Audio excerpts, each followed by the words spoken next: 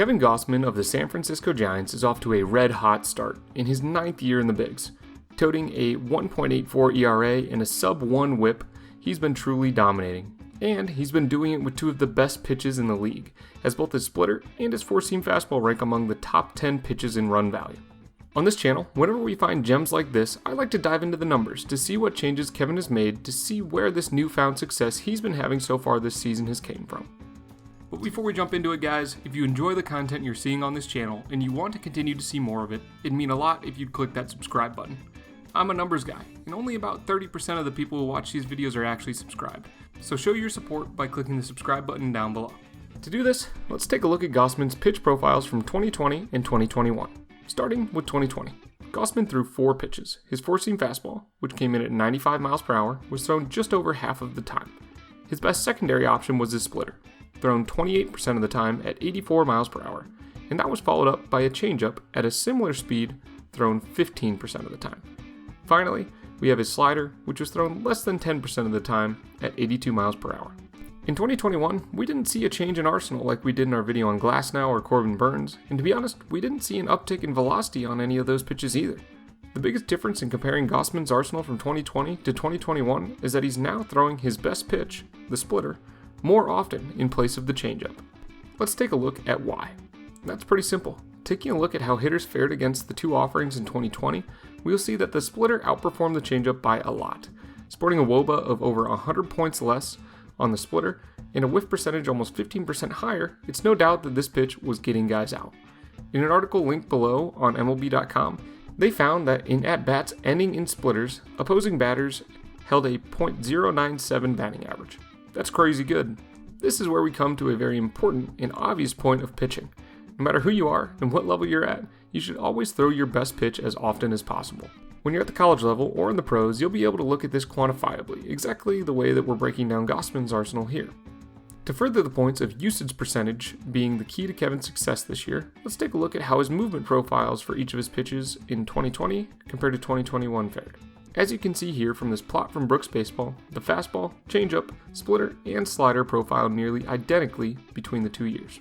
Also, if we take a look at the location plots for each pitch, nothing super drastic sticks out to me here other than potentially the average fastballs being located slightly higher in the zone in 2021. Moving on from that, let's talk about the other metrics detailing Gausman's success this year.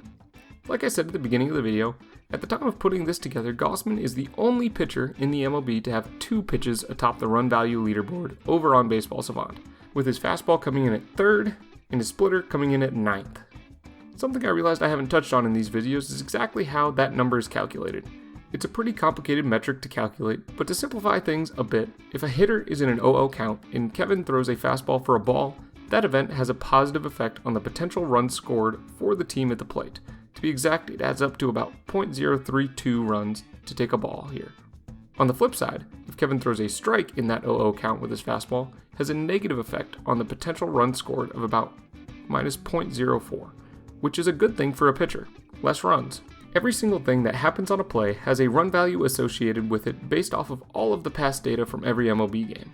So in that 1-0 count, if the hitter were to single on another fastball, that would add .412 runs to the potential runs scored for that team, affecting Gausman's run value on that pitch. At the end of every pitch, the run value for that pitch is adjusted based on the result.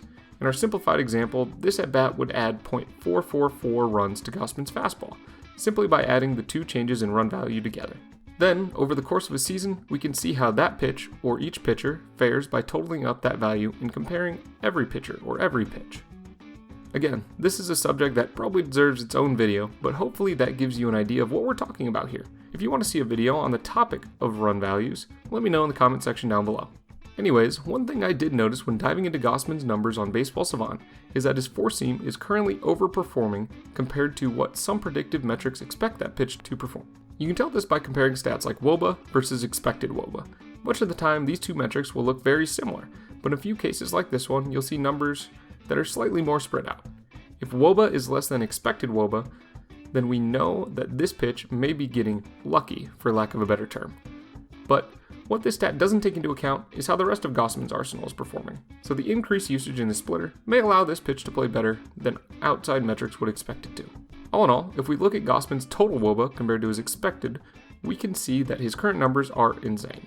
and even if he was performing like his expected WOBA thinks that he should, he'd still be much above average. So what are the main takeaways that I'd take away from this video? Well, it's cool to see a number 5 pick from the 2012 MLB draft continuing to get better over his long career.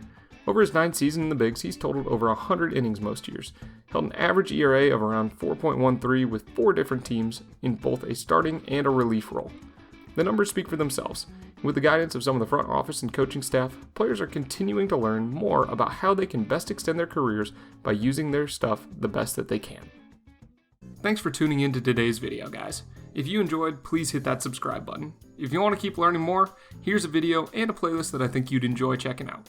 I'll catch you in the next one.